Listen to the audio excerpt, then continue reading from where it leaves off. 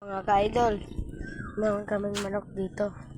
Kung gusto nyo bilhin, andito lang sa Tagapulan. Dito, kabiboy to mga ka-guys.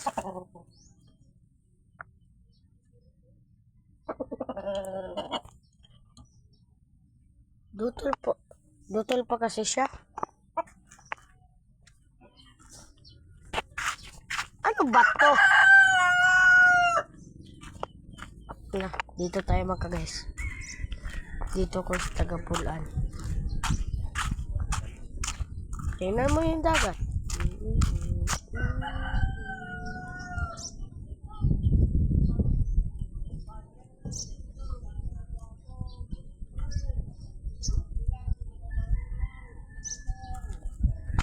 Yan, nakita na ninyo. Tagapulan.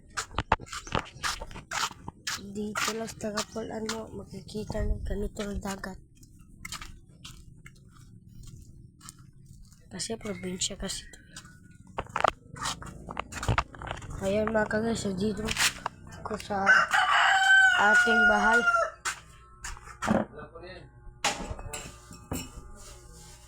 Copy.